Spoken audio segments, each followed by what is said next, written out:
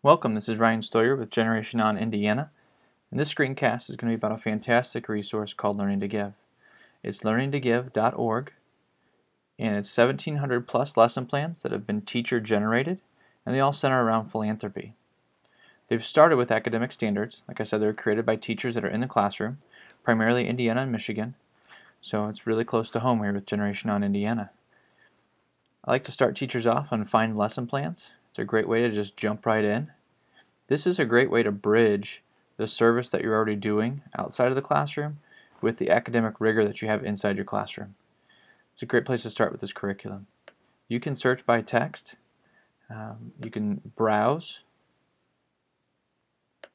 you can look at the academic standards, but we know that at least in Indiana that those standards change a lot, so it's not always the best place to start with. They have really great resources that are connected to the philanthropy standards, so you can dive in and you can take your kids from the basics of philanthropy, giving their time, talent, and treasure, all the way to being a civic-minded student. Really exciting piece. I typically really stay right here in keywords. Again, you can search by grade level, you can search by subject area, or multiple subject areas, and then the tricky part is you need to figure out a keyword that is associated with the topic or standards that you're looking to engage students in.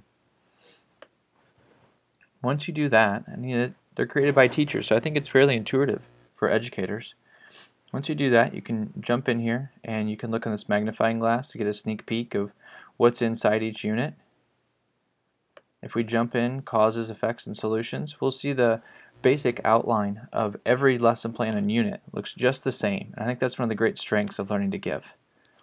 Every lesson and unit is going to start with the purpose. It's going to start with the duration. Now, 2 45-minute periods might not fit your context, but it is really helpful to know what the teacher was thinking when they created this lesson plan. It gives you a list of objectives, materials that will be needed. You'll notice that in materials, if it's a website or a protocol in this case, it's going to be linked right there in the lesson plan. If there's a handout, it will be linked as well. Instructional procedures takes you kind of a step-by-step walkthrough of the lesson plan as the teacher had anticipated it. There's an assessment, home connection, and then at the end there's a bibliography. So if maybe this lesson plan didn't go exactly where you want it to, but you like the idea, you can go to their resources and start from there and create your own lesson. As with any curriculum, we wouldn't suggest that you necessarily grab it and go step by step all the way through. You want to make sure that it fits your local context and your students. Just to click on another lesson to show you it'll be in the exact same format. You can come in and poach individual lessons if you'd like, or you can go through the whole unit. It's completely up to you. But it's all in there, it's all encompassing. A couple other pieces that I'd like to take you.